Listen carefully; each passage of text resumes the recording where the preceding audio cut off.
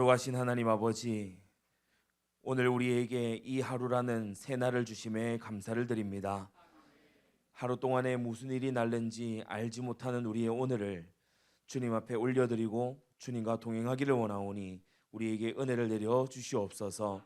우리 모든 청년들 하나님 앞에 오늘을 최고로 만들게 하여 주시옵시고, 오늘 최고의 시작이 보여지는 그런 하루 될 수 있도록 은혜 내려 주시옵소서. 하나님의 말씀이 우리의 신비에 새겨지게 하시고 주님의 말씀으로 우리의 영혼이 소성케 되며 우리의 모든 현장이 되살아나는 하나님의 전능하신 역사를 체험토록 은혜 내려 주시옵소서. 예수 그리스도의 이름으로 기도드리옵나이다. 아멘. 누가복음 8장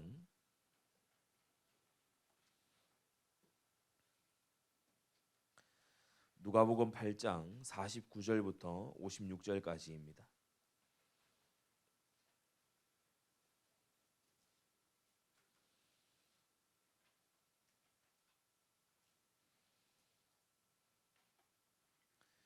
(49절에서) (56절까지) 우리 한 절씩 교독식으로 읽겠습니다. 아직 말씀하실 때에 회당장의 집에서 사람이 와서 말하되 당신의 딸이 죽었나이다. 선생을 더 괴롭게 마소서 하거늘.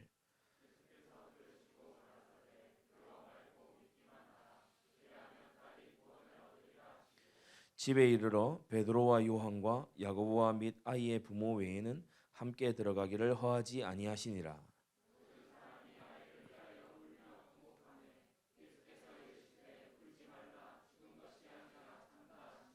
저희가 그 죽은 것을 아는 고로 비웃더라.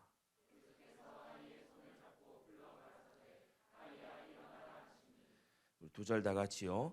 그 영이 돌아와 아이가 곧 일어나거늘 예수께서 먹을 것을 주라 명하신대 그 부모가 놀라는지라. 예수께서 경계하사 이 일을 아무에게도 말하지 말라 하시니라. 아멘. 오늘을 최고로 만들기 위해서는 어제의 한계에서 벗어나야 된다고 했죠. 여러분이 어제의 그런 한계들을 가지고 오늘을 살려고 하면 오늘의 은혜들을 많이 놓치게 됩니다. 또 미래의 내일의 불안으로 오늘을 살지 말아야 된다. 오늘은 오늘의 은혜가 있다. 어제 그 말씀을 우리가 함께 받았습니다. 오늘 2강은요.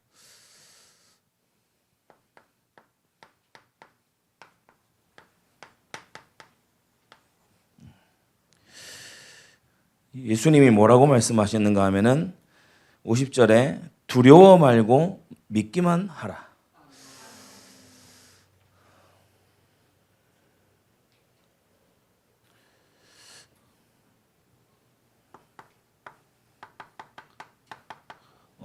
믿음이 없다는 뜻이죠.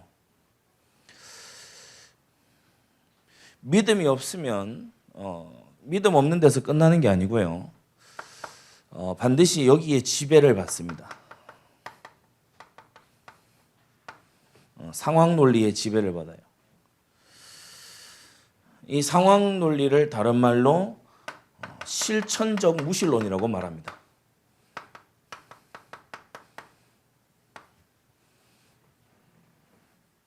내 일 속에, 나의 인간관계 속에 하나님이 안 계신 거예요. 그게 상황 논리죠. 그래서 뭘 보느냐 하면은 지금 상황만 봐요. 회당장 야이로의 딸이 죽었다. 이 상황만 보이지 예수님이 보이지가 않는 거죠. 여건만 봅니다. 의료진이 없다. 살릴 수 있는 골든타임 놓쳤다. 그러면서 이제 사람만 보이죠. 그러니까 사람이 얘기하잖아요. 더 괴롭게 하지 말아라. 사람만 보이죠. 우리가 만약에 이런 상태 속에만 있다면요, 우리도 믿음 없는 세대입니다. 우리는 어떻게 이 오늘 본문을 받아들여야 되냐? 예수님께서 56절에 보면은 이 일을 아무에게도 말하지 말라고 하셨죠. 왜 그런가 하면 이제 오해를 한단 말입니다. 야, 죽은 사람 시체 다 끌고 와, 데려가자. 예수님이 다 살려내겠지. 그게 아니고 하나님의 뜻이 있어서 예수님이 지금 이 일을 하시는 거거든요. 그리고 이 일의 중요한 목적은 바로 생명과 사망의 주관이 예수님께 있음을, 그 살리고 죽이는 권세가 예수님께 있음을 보여주는 사건이죠. 중요한 것은 이 본문을 보면서 우리가요, 상황과 여건과 사람을 뛰어넘는 믿음을 가져야 됩니다. 이거 딱 보면요, 결국 나오는 게 있어요. 우리는 죄악 세상에 살고 있기 때문에 반드시 상황을 보면 불평이 나오게 돼 있습니다.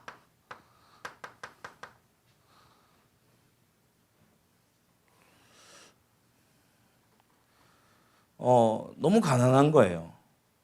그러니까 그 상황만 보니까 이제 불평이 뭐 자연스럽게 나올 수밖에 없죠. 근데 중요한 것은 그 가난 위에서 통치하고 계시는 하나님을 봐야 돼요. 하나님 뜻을 찾아야 되는데 가난만 보게 되니까 불평을 하게 되는 겁니다. 그리고 원망. 우리가 비슷한 이런 사례에서 나사로도 이랬지요.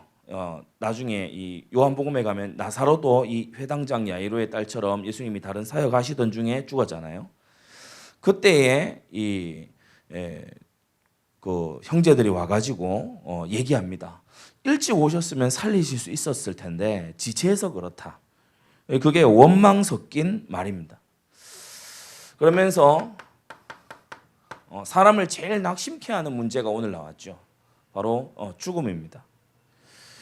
우리가 읽었던 본문 앞부분으로 가서 40절, 41절에 보면은 회당장인 야이로라는 사람이 있어서 예수 발 아래 엎드려 자기 집에 오시기를 간구했다. 42절, 자기에게 12살 먹은 외딸이 있어서 죽어가고 있었다. 이렇게 기록하고 있죠. 그러니까 이 딸은 외동딸이어서도 그렇지만은 이 회당장 야이로의 모든 것입니다. 근데 그게 지금 이제 무너진 거예요. 그래서 낙심하게 되죠. 상황만 보면 이렇게 됩니다. 상황이 있는데 상황을 보지 말란 말이냐? 그것이 아니라 우리는 이 상황에 위에 계시는 하나님을 정확히 볼 수 있어야 돼요. 불신앙자는요, 완전히 상황에 매몰됩니다. 불신앙하는 사람들 얘기 들어보세요. 다 맞습니다. 지금 다 맞는 말 하잖아요. 그런데 나중에 결과는 다르게 나와버렸죠. 너무 놀라운 결과가 나와버렸잖아요. 우리 인생에서도 이런 경우가 예수님이 일하시는 곳에는 언제나 있습니다. 그래서 여러분이요, 상황 논리에 빠져 있어가지고는 믿음의 삶을 살 수가 없다.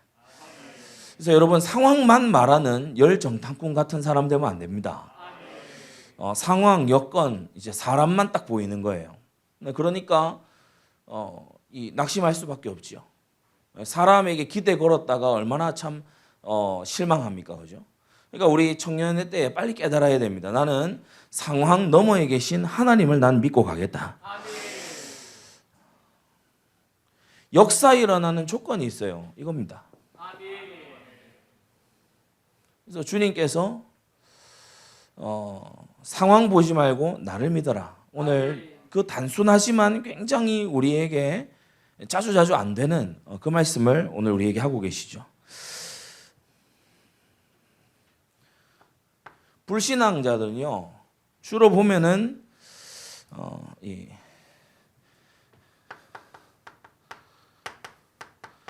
겉과 속이 다른, 성경 표현대로 하자면 위선적이다, 외식한다.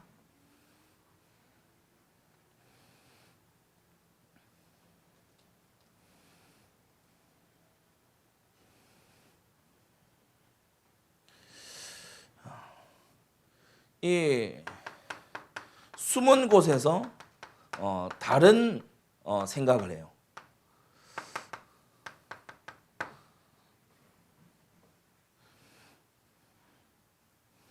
53절에 이제 비웃는 사람들이 나옵니다. 예수님이 울지 마라, 죽은 게 아니고 잔다 이러니까 이제 겉으로는 오실 때 환영했어요. 또 와주시기를 바랬어요. 회당장 딸이 살아나기를 굉장히 이제 구하고 있는 거죠. 그러나 실제 와서 예수님이 말씀하시니까 이제 속으로 비웃는 겁니다. 그러니까 사람 앞에 서 있기 때문에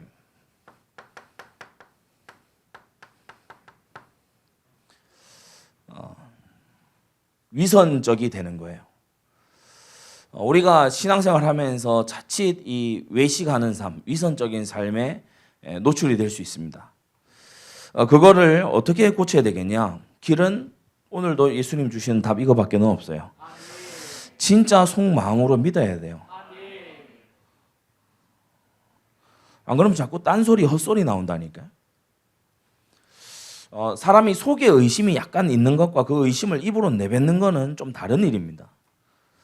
의심을 겉으로 내뱉을 때 그 사람은 이제 불신앙 선동자가 되죠. 그러니까 이 비웃은 사람들이 나중에 얼마나 부끄러워지겠습니까, 그죠? 사람은 왜 숨어서 죄를 지을까요? 그런 자기가 위선을 이미 하고 있는 겁니다. 그게 숨어서 하는 그런 짓이 떳떳하면은 꺼내놓고 하든가, 그죠? 떳떳하지 못하니까 숨어서 죄를 짓고 음해하고 이렇게 하는 거잖아요, 그죠? 그래서 오늘 이 본문에 여러 종류의 사람들이요, 단면들이 착착착 등장을 하는데 전부 불신앙자들이에요. 불신앙의 세 번째 특징,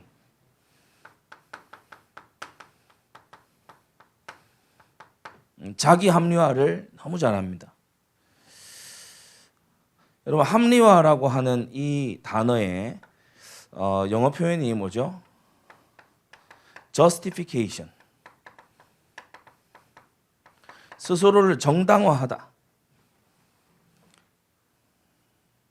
그래서 이번에 just라고 하는 것은 오직, 단지 이런 뜻도 있지만 just는 의롭다라는 뜻도 있어요. 여러분 잘 아시다시피 just, 의롭다. 그래서 이번 주제 just 청년의 집중, 이거는 단지 집중해라 뭐 이런 것도 있지만 아주 중의적으로 의로움에 청년들이 좀 집중을 하자. 하나님의 의로운 진리에 좀 집중을 하자. 자기 합리화를요 되게 많이 합니다. 특징이 뭐냐면은 굳건하게 교만해요.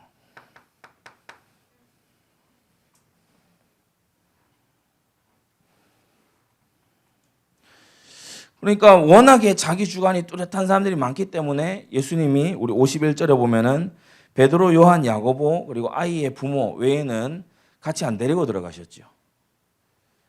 교만한 사람은요 하나님 역사를 보고 또 딴소리합니다. 야, 덜 죽었었나 보다. 기절했었나 보다. 좀 전까지 자기들이 죽었다며요. 그런데 막 합리화를 하기 시작합니다.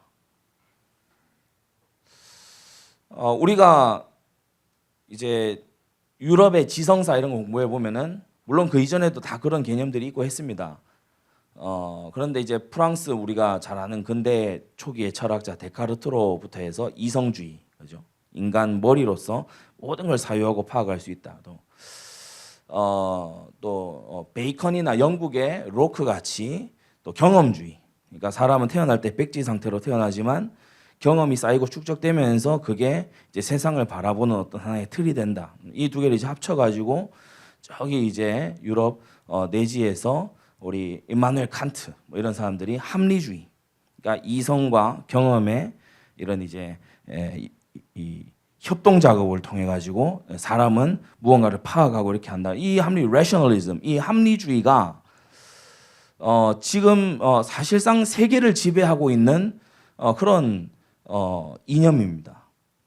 그래서 나라에서 법을 만들고 이렇게 할 때 합리적이냐를 따지지 성경적이냐를 전혀 따지지 않죠. 우리가 어떤 뭐 사건이나 이런 걸 해결을 해갈 때에 야, 합리적으로 맞냐? 내 생각했을 때 맞고 경험상 맞냐? 그리고 경험상 맞냐 이 말은 기적을 배제한다는 거거든요. 내 머리로 맞냐 이 말은 창조의 능력을 부정한다는 거거든. 그러니까 이성과 경험에 비추어서 모든 걸 파악하고 해나가는 세상에 우리는요 더더욱 아주 정교화된 그런 세상에서 살아가고 있어요. 이때 1세기 때도 사람들이 이게 내재돼 있잖아요. 그래서 자기 합리화를 하는 거예요.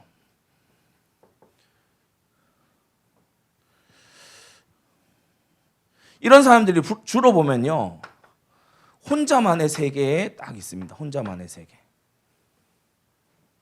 자기 세계가 강해요. 혼자만의 세계가 강한 사람들일수록 아마 주변에서 이런 말 들을 겁니다. 대화가 안 된다. 이런 말 들을 겁니다. 좀 더 지나면 그 말 해주는 사람도 없을 겁니다. 혼자만의 세계 너무 강한 사람요, 믿음 들어가기 어렵습니다. 왜냐? 믿음이라고 하는 건 외부에서 들어오는 건데 내가 너무 강하니까 믿음이 성장하기에 너무 척박한 땅이죠. 그러면서요, 자기 합리화는 놀라운 게 무한 긍정하는 것도 사실은 자기 합리화예요. 두 가지가 없는데 말씀에 근거가 없고 해야 될 회개가 없어요.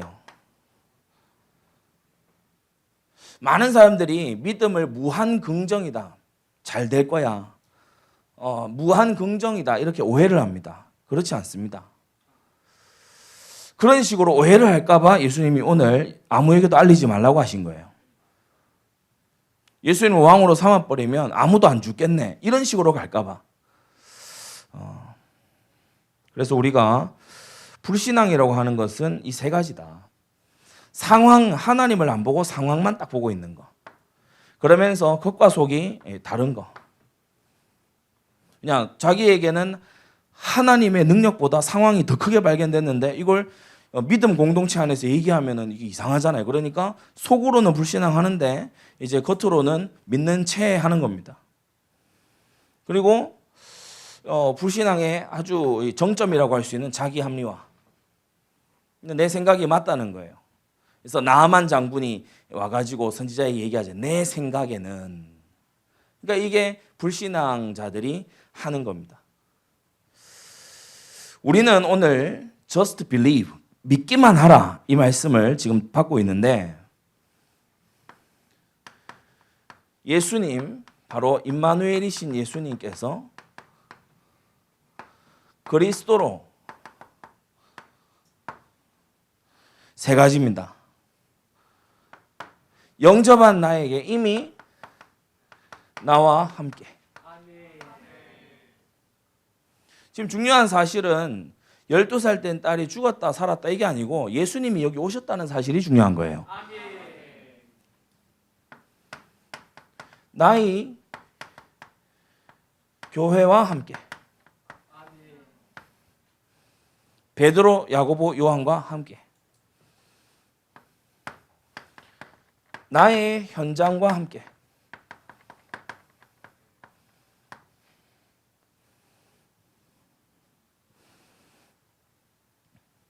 예수님이 나와 함께 하시는 그 사실 때문에 우리가요, 그 아들을 힘입어 그 아들로 말미암아 하나님의 자녀라고 하는 새로운 신분을 받게 된 겁니다. 영접하는 자 곧 그 이름을, 예수 이름을 믿는 자들에게는 하나님의 자녀가 되는 권세를 주셨다라고 했어요. 여기서 중요한 포인트가 그 이름이죠. 그 이름. 다른 이름으로 말미암은 게 아니고 오직 예수 이름으로. 우리는요, 하나님의 자녀라고 하는 놀라운 신분을 얻게 된 거예요. 하나님 자녀에게 하나님은 특별한 사랑을 주십니다. 하나님 자녀에게 특별한 보장이 있습니다. 하나님 자녀라고 하는 것은요, 진짜 그야말로 왕의 자녀의 신분이에요. 이게 여러분에게 예수 그리스도 영접한 자들에게 이미 와 있다는 사실입니다. 신분에 따르는 권세가 있죠. 능력은 자기에게서 나오는 거고 권세는 내게 주어진 능력입니다. 능력은 자기에게서 터져 나오는 거라면 권세라고 하는 것은 다른 능력에 기대어서 하는 게 권세지요. 내가 가이사의 권세를 힘입어 얘기한다. 왕의 이 대사가 가서 그런 일을 할 수 있잖아요. 우리는 하나님 자녀의 권세를 가지고 있어요. 그래서 여러분이요, 이 권세를 알고 날마다 흑암 꺾고 승리하게 되기 바랍니다. 이뿐만이 아니죠. 하나님의 자녀라고 하는 이 신분과 권세에서 나오는 의무가 있어요. 예전에 그런 글을 어디서 읽었어요. 하늘에 계신 우리 아버지여 하면서 너희는 왜 아버지의 자녀들처럼 살지 않느냐. 예수님께서 복음서에서 자주 하신 말씀을 현대어로 표현을 한 겁니다. 우리에게는 의무가 있어요. 하나님의 자녀다울 의무가 있어요. 하나님의 자녀답게 거룩하게 살 의무 또한 같이 있는 것입니다. 예수님이 나와 함께 하시기 때문에 우리는요, 죄의 사함을 받습니다. 그리스도 예수의 피가 우리 마음에 뿌려져 있기 때문에 우리가 하나님의 죄에 대한 진노를 피해 갈 수가 있는 거예요. 동시에 주님께서는 죄에 대해 애통하는 마음을 같이 주신다고 했죠. 그리고 이 용서와 애통을 바탕으로 우리는 경건으로 점점 나아가게 되는 겁니다.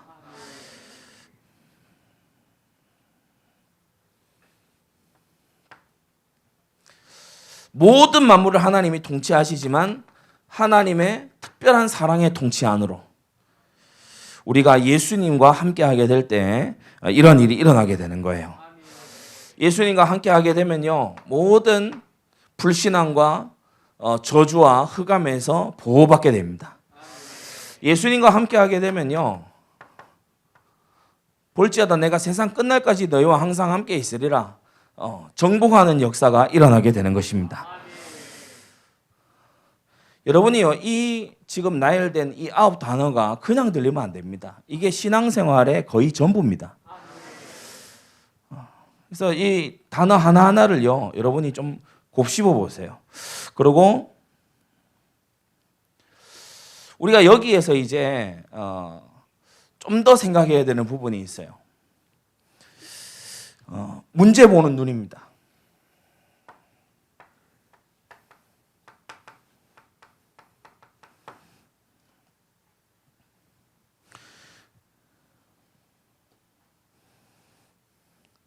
선지자, 제사장, 왕 대신 이걸 이제 기름 부음 받은 그리스도라고 하는데, 구약의 선지자가 그리스도냐? 그거는 좀 잘못된 표현이고, 선지자의 일을 하시는 메시아만 그리스도라고 우리가 일컫는 거예요. 자, 하나님께서 어떤 문제는요, 그 문제 자체가 인도일 때가 있어요. 요셉이 애굽으로 팔려간 거는 요셉의 죄 때문도 아니고, 요셉이 잘못했기 때문에 그런 게 아니죠. 하나님이 앞서 보내신 거죠. 인도지요. 이 인도하시는 문제는 발견하면 됩니다.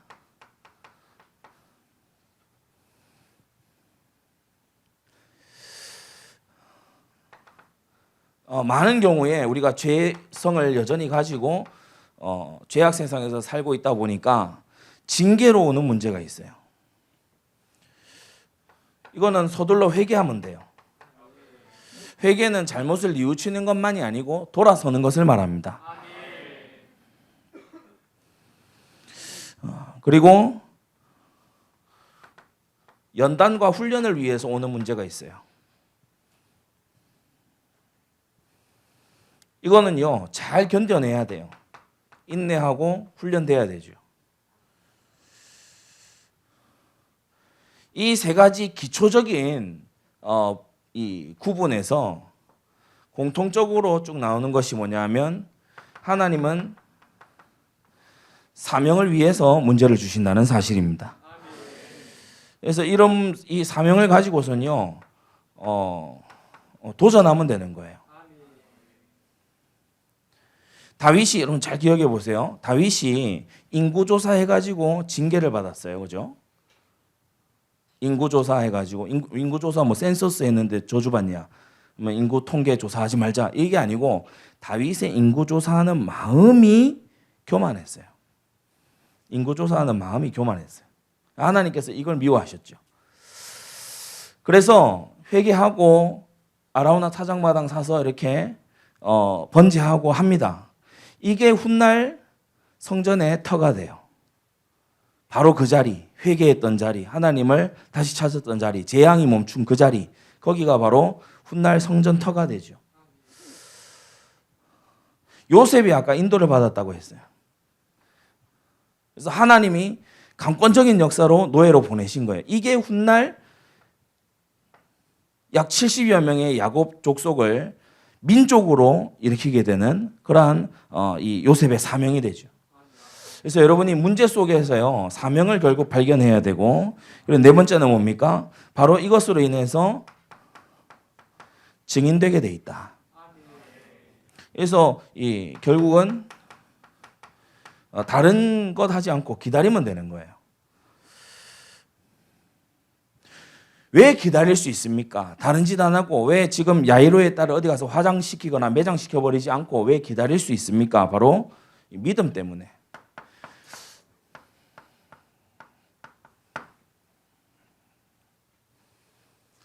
주님이 이미 나와 함께 하신다면 우리는 이런 눈을 뜨고 살아야 됩니다. 자, 이러한 나가 모여서 한 부르심 아래 모이게 된 게 바로 교회죠. 교회는 유기체적 조직입니다.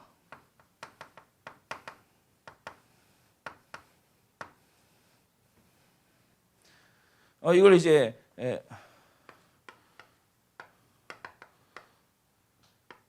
organism and organization.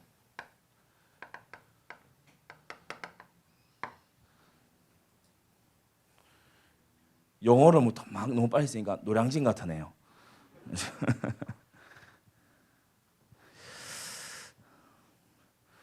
그래서 뭐냐 하면 유기체적 조직이라는 말은 한편으로는 체계가 있고 한편으로는 흐름이 있다는 거죠. 이 두 개를 같이 봐야 됩니다. 교회 생활 잘하는 사람은요, 체계를 딱 잡으면서도 이제 흐름에 따라서 아주 이렇게 유연하게 인도를 잘 받아가죠. 우리 몸이 그렇잖아요. 막 레고 로봇처럼 이렇게 움직이는 게 아니고 아주 유기적으로 이렇게 부드럽게 움직이지. 그런데 또 한편으로는 이제 안에 뼈대가 딱 있죠. 고린도전서 12장 28절에 하나님께서 그 원하시는 대로 지체를 각각 몸에 두셨다라고 했어요. 여러분은 안디옥 지체들로 부름받은 줄 믿습니다. 그래서 여러분이 딱 명심해 두세요.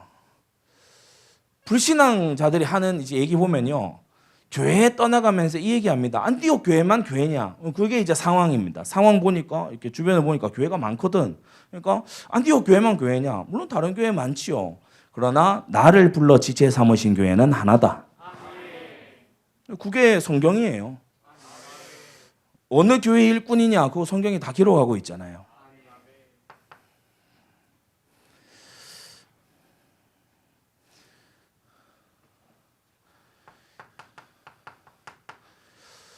나와 함께 하시는 이 예수님께서 이미 나에게 주신 신분과 권세와 신자의 의무를 가지고서 뭘 따라가기를 원하시냐?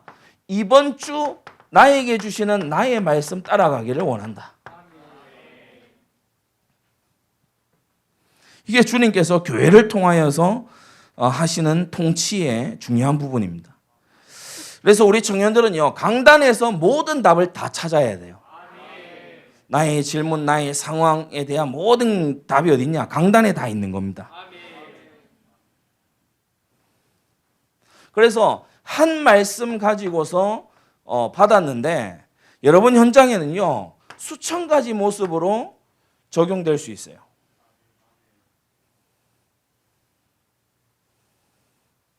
이게 통일성 속의 다양성이라고 하는 겁니다. 자, 그리고 교회는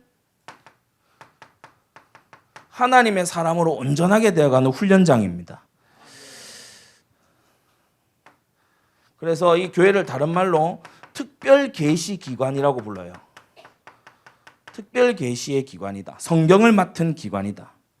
성경이 우리가 디모데후서에 말했듯이 구원을 얻는 지혜가 첫째 있게 하고, 두 번째는 하나님의 사람으로 온전케 하고 모든 선한 일을 행하기에 온전케 하려 한다라고 했죠.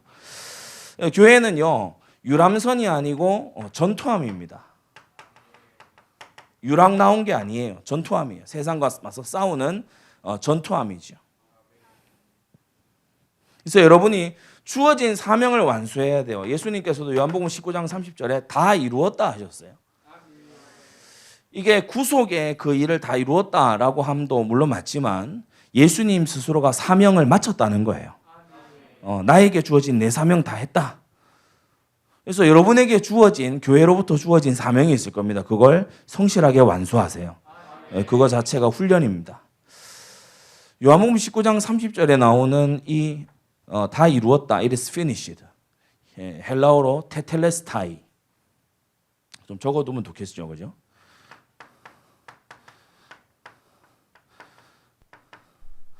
테텔레스타이, 다 이루었다라고 하는 이 표현이 있는데 좀 이게 특별히 우리 교단 안에서는 좀 오해되어 있는 것 같아요. 다 이루었다는 말은 구원이 끝났다 이런 식으로 이제 구원은 이제 완전히 끝났다 이렇게 생각하는 경향이 있는데 조금 오해나 위험의 소지가 있습니다.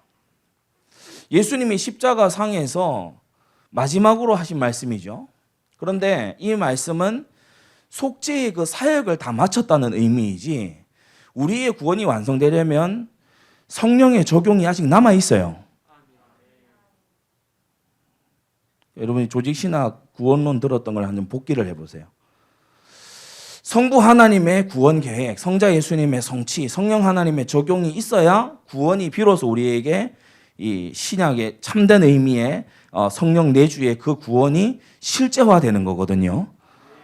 그래서 이 시점 이후에 그러면 성경 없어야 되냐? 아니요, 굉장히 많습니다. 다 이루었기 때문에 요한복음 19장 30절 이후부터는 다 찢어버려야 되냐? 그게 아니잖아요. 그래서 우리가 이 부분은 오히려 뭘 말하? 텔로스가 다 됐다. 텔로스라고 하는 건 어떤 것의 이 과제, 어떤 과제를 마침 이런 이제 뜻이거든요. 그러니까 이 단어가 동시대에 언제 쓰였는지를 이제 단어 공부를 해보면 주인이 일꾼한테 일을 맡겼는데 일꾼이 저 일 다 했어요라고 할 때 테텔레스타이 얘기합니다. 맡겨진 일을 다 한 거예요. 예수님께 맡겨진 일이 뭐였죠? 모든 택자를 위한 대속의 십자가를 지시는 일이었어요. 예, 그게 예수님의 사명이었어요. 우리도 사명 완수해야 될 줄로 믿습니다. 그래서 이 구속 역사라고 하는 것을 너무 뭐랄까 교회도 빼버리고 성령의 이 거룩하게 하시는 사역도 다 지켜버리고 구원론을 좀 어려운 말로 하겠습니다. 구원론을 철저히 기독론 안으로 이 집어넣어서 가둬버리는 것은 좀 잘못하는 거다. 기독론과 구원론이 분명히 다른 카테고리에 지금 있는데 성령의 적용 필요하잖아요, 그죠? 그래서 강단 말씀에서 계속 이 어떤 원리 위에서 말씀 주시는 게 성령 감동 없이 복음 들으니까 복음 악용한다. 그게 지금 이 얘기입니다. 성령 감동 없이 성령의 적용, 그 구원의 그 여정에서 우리 성삼위 하나님의 그 사역을 제외하고 이 한 부분만을 필요 이상으로 키우니까 그러니까 마치 다 끝났기 때문에 이제 그 어떤 것도 소용없이 내 마음대로 해도 되는 것처럼 이렇게 악용이 되기도 한다.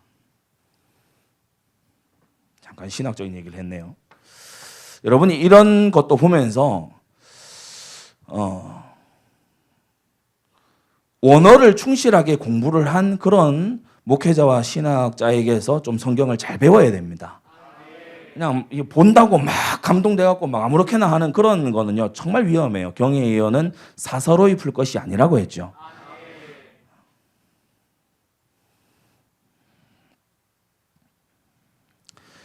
경북대에서 이렇게 전도를 하다가 어떤 한 사람 만났어요.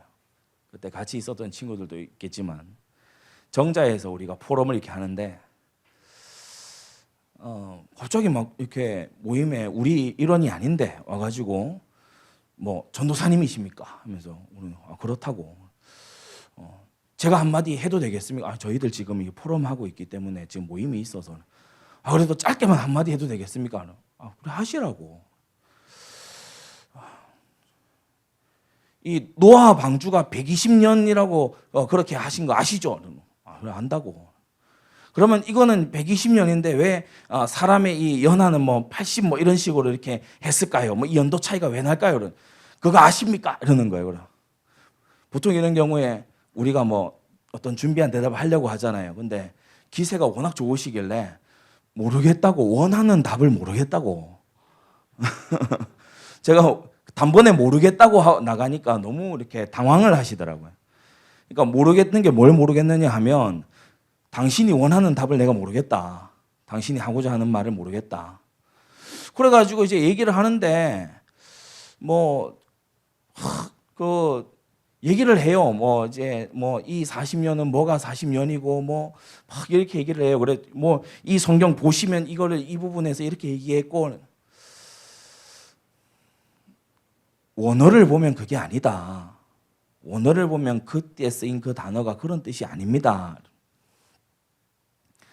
그러니까 이 히브리어를 보면 그게 아니다라고 제가 그렇게 얘기했거든요. 그러니까 이 아저씨가 뭐라고 하는가 하면 이게 어딜 봐서 히브리어입니까? 졌어요. 그 정도 되면 제가 지지치고 나와야 돼요. 지금 무식에 장사가 없구나. 막 성경을 펄럭이면서 이게 어딜 봐서 히브리어입니까? 예, 졌습니다. 그대가 이기셨습니다. 대단하시네요. 그래서 막 훈련을 좀 잘 우리가 받아야 되겠죠. 그리고 교회에서 보면요, 응답을 이렇게 착착 받는 그러한 지체들이 있습니다. 분명히 어려움 속에 있었는데 하나님이 이렇게 하셨다 증거하는 사람들이 있죠. 또 가만히 이렇게 연단의 세월을 보내더니 축복 속으로 들어가는 사람들이 있어요. 그래서 성경은 우리에게 허다한 증인들이 있다라고 말씀했죠. 여러분이 이러한 것이 아주 나타나는 자와 가까이 하시기 바랍니다. 그래서 그 믿음을 여러분이 좀 배우셔야 돼요. 교회에서는 뭐 하냐? 나의 말씀 붙잡고 훈련받고 믿음을 이렇게 서로 간에 북돋워 주는 것이다. 어제도 우리가 히브리서 3장에 그렇게 말씀했잖아요. 오직 오늘이라 일컫는 동안에 피차 권면하여, 그렇죠? 죄의 유혹으로 인하여 강팍해 됨을 면하라라고 했어요. 여러분이 사람을 이렇게 보는 눈이 우리 청년들에게 꼭 있어야 되는데, 열매가 좋은 사람, 열매가 좋은 사람. 그리고 좀 이렇게 칭찬 듣는 사람이 있잖아요. 초대 교회 7 집사를 선발할 때 성령과 지혜가 충만하고 칭찬 듣는 자. 그러면서 좀 지나간 발자취가 좋은 사람. 그 사람이 지나가고 난 어떤 자리, 만난 사람, 믿음이 자라는 거예요. 예배에 뒷자리에 앉아있다 앞자리로 나오고, 막 기도에 막 흐물흐물하다가 힘있게 기도하고, 찬양 시간에 막 이렇게 딴청하고 있다가 뭐 찬양하는 자로 바뀌고, 여러분 그러한 자가요 아주 여러분이 가까이 해야 될 자임을 믿습니다. 자, 이 교회를 통하여서 이제 나의 현장에 실제적인 답이 가는 거예요. 나의 현장은 아직 not yet의 현장이죠. 그러니까 주님이 나와 벌써 함께 하시는데 현장에는 아직까지예요. 아직 예수님이 제대로 알려지지 않았고 아직 하나님의 자녀로 예정된 자들이 돌아오지 않았어요. 탕자의 비유에서 우리가 탕자의 비유 그 어떤 텍스트 자체가 조금은 예비적인 텍스트예요. 이 말이 무슨 말이냐 하면은 그 텍스트 자체가 예수님이 하고자 하시는 말씀의 100%는 아니에요. 왜냐하면 그 텍스트 자체, 그 예수님의 스토리 그 자체 내에서 첫째 아들이 그 유대인들을 지칭하는 거거든요. 이방인, 둘째 아들이 이방인을 지칭하는 겁니다. 그러니까 이방인이 멀리 떠나서 배회하고 고통당하고, 그리고 아버지가 그 이방인을 이렇게 하나님께서 받으셨을 때 첫째 아들이 막 시기 질투하잖아요. 우리에게는 뭐 이렇게 잔치도 안 열어주더니 하면서 막 시기하고 질투하잖아요. 근데 그것은 이제 갈등의 봉합, 화해 그 국면만을 나타내고 있지, 예수님이 진정하고 싶으신 말씀은 사실 복음서 맨 끝자락에 너희는 이제 기다리고 불평하고 앉아있는 자가 아니고 너희는 가서 제자 삼아라. 그래서 원래 이야기가 제대로 되려면 어떻게 해야 돼요? 그 첫째 아들이 아버지의 그 슬픔을 보면서 동생 찾아 떠나야 돼요. 동생을 데리고 와야 돼. 예. 그게 원래 예수님의 마음 저 깊은 곳에 있는 건데, 지금 유대인들의 이러한 상황을 설명하시기 위해서 이 탕자의 비유를 하신 거죠. 그래서 우리가 텍스트 전체를 보게 되면은 이 그림이 나오게 됩니다. 나와 함께 하신 예수님, 그 주님 안에서 우리가 함께 하는 거 너무 중요하지만 우리는 반드시 나의 현장에 주님이 함께 하시도록 해야 된다. 이 부분이 어렵지 않습니다. 왜냐? 이미 하나님이 나의 현장에 함께 하시기 때문에. 여러분이 세 가지를 잘 유념하세요. 여러분에게 이미 보게 하신 것이 있어요.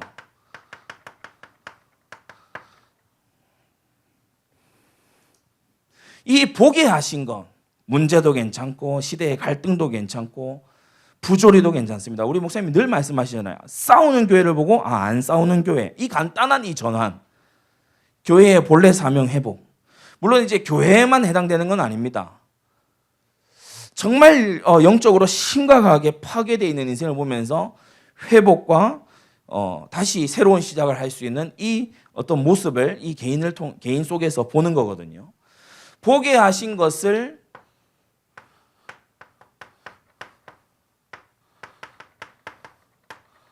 절대 네 가지로 다시 봐야 돼요.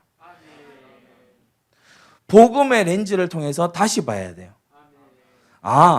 그 사람에게 가난이 문제가 아니고 지금 하나님 자녀의 신분이 아닌 거구나. 애통이 왜 안 일어나냐? 하나님의 용서가 먼저 있어야 되는구나.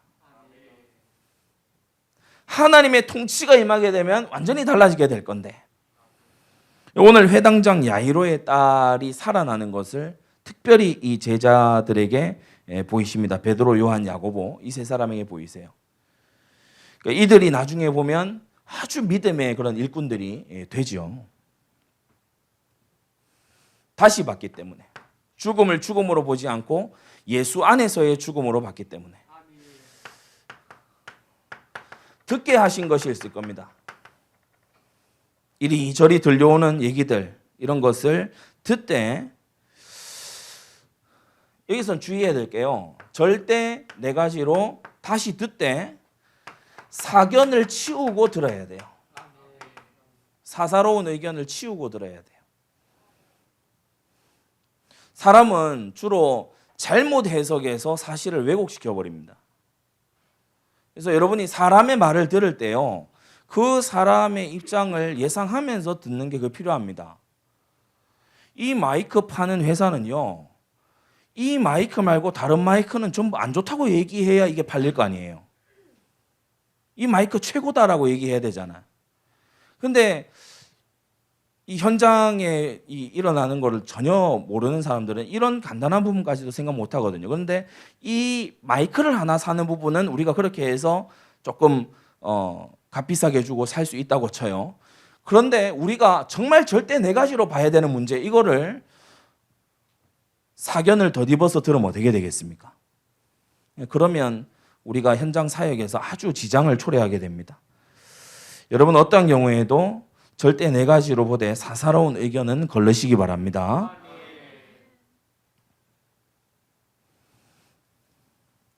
뭐 이랬다 하더라, 저랬다 하더라.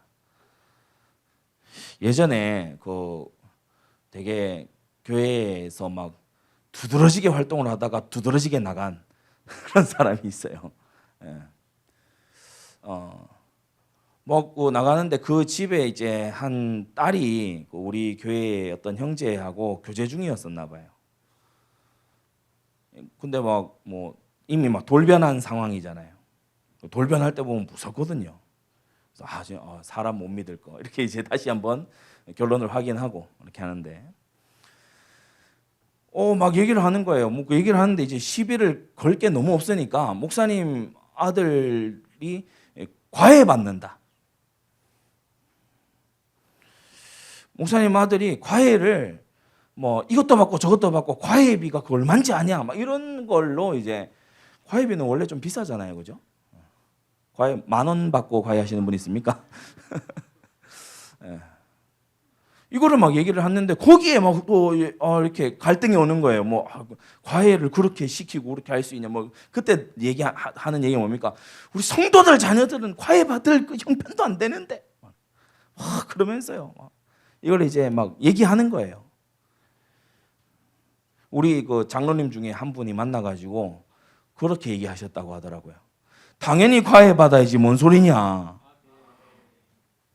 그러면서 거기서 이제 결정타를 날리셨어요. 내 자식이 과외 못 받아도 나는 목사님 자녀 과외 받게 하고 싶다. 그래. 그 얘기를 이렇게 건너서 듣고서 그분 다시 봤어요. 근데 과외비를 댄 적은 한 번도 없어요. 말을 사역을 잘하는 그런 중심이다 이 말씀이죠. 근데 예를 들면요, 그렇게 말합니다. 막 상황을 막 얘기해요. 그러면서 거기에 자기의 사견을 싹 섞어서, 그죠? 이러니까 결국 하고자 하는 말이 뭡니까? 이러니까 얼마나 나쁘냐 이걸 얘기하려고 하는 거죠. 그러니까 의도를 알고 그 뜬금없이 왜 과외 얘기를 해 이렇게 나와야 맞지. 그래 말이야. 그럴 수가 있나? 이렇게 되면은 이제 미혹하는 거예요. 여러분은 말을 들을 때에 특별히 분별해서 잘 듣기를 바랍니다. 현장에 많은 사람들이요, 교회에 대해, 기독교에 대해서 굉장히 여기에 빠져 있어요. 교회는 이럴 것이다. 그러니까 자기가 경험해 본 이런 것은 뭐 교회는 뭐 이러할 것이다. 그래서 난 저 같은 게 교회 가도 됩니까? 이렇게 묻는 사람도 현장에 많고, 왜냐 사견이 워낙 많이 들어가 가지고. 근데 우리는 여기에 영향받지 않고 절대 네 가지로 바르게 딱딱 알려줄 수 있어야 되죠. 복음으로 거듭나면 말씀 듣는 게 즐거워. 복음으로 하나님 자녀 되잖아. 기도 응답와. 하나님을 누리는 게 신앙생활이야. 사명 발견하잖아. 하나님의 역사가 시작이 돼. 그래서 우리가 진짜 듣게 하신 것을요, 사견을 걷어내고 절대 네 가지로 다시 들어보라. 또 한 가지 더 말씀드립니다. 불신자들의 그 호소와 어떤 영적인 갈급한 외침, 이게요 사견에 쌓여 있어 가지고 이 실제로 잘 안 보일 수가 있어요.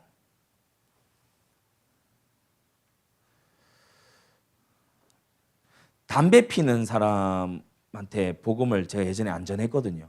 무섭기도 하고 나도 간접 흡연할라 싶어서. 근데 좀 시간 지나니까 알겠더라고요. 하나님을 상실한 인생이 담배도 안 피우고 맨정신으로 산다. 그거 약간 바보든지 아니면 좀 비정상인 겁니다. 하나님 없는 인생은요, 원래 한숨 쉬면서 담배 피워야 맞아요. 근데 하나님 만난 인생이 담배 피면 이거는 그 문제죠 또. 이랬든 저랬든 건강에는 안 좋습니다. 그런데 그들의 어떤 사적인 이런 표현이 이렇게 다를 수 있잖아요. 표현이 보이더라고요 그때부터. 그래서 담배 피는 분들 보면은 가서 이제 요새 좀 팍팍하지요. 이러면은 뭐 자기가 술술 얘기를 시작합니다. 요새 좀 나라가 좀 그렇지요. 이러면은 뭐 그렇죠. 장사는 뭐 어떠세요? 이게 그 식당 앞에서 이제 다시 담배 피고 있으면은 장사는 좀 어떠세요? 그렇죠 하면서 어려워요. 경남으로 뭐 어려워 예.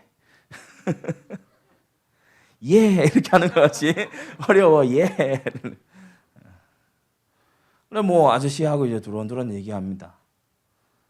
넋두리처럼 두런두런 얘기하는데 이 아저씨가 이제 막 담배 피다가 또 보니까 담배 안 피는 사람 같으니까 막 옆으로 이래가지고 이제 끄고 이제 들어가려고. 그래 아저씨 근데 저한테 복음을 한번 들어보세요. 뭐요?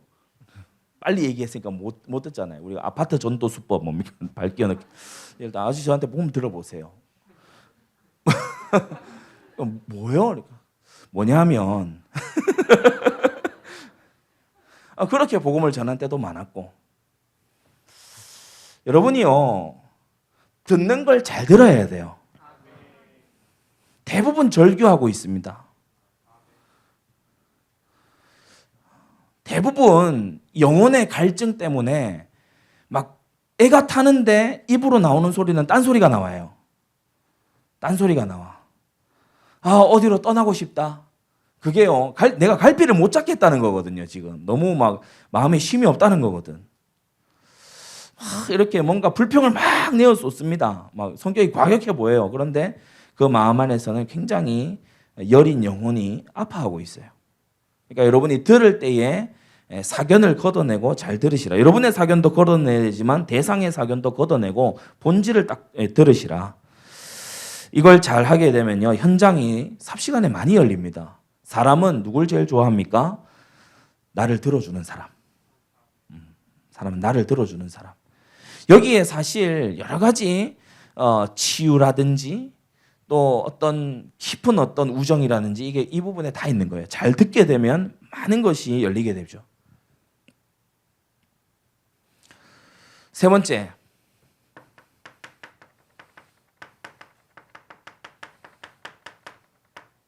만나게 하신 사람.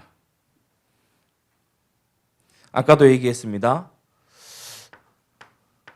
상황 걷어내고 겉모습 걷어내고 자기 합리화한 거 걷어내고 영혼을 보고 만나세요. 그래야 여러분이 실수 안 하게 됩니다. 오늘 누가복음 8장 50절에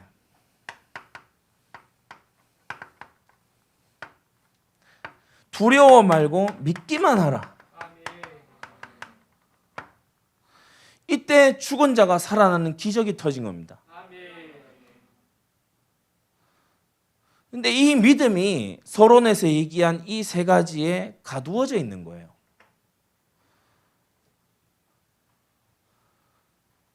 그래서 믿음이 없거나 부족하면 하나님 앞에요, 겉모습을 내려놓고 하나님 저 믿음 없는 거 도와주십시오. 기도해야 됩니다. 믿으면 하나님의 역사를 보는 거예요. 주님이 말씀하시는 이 믿음이란 뭐겠습니까? 이것에서 벗어난 상태.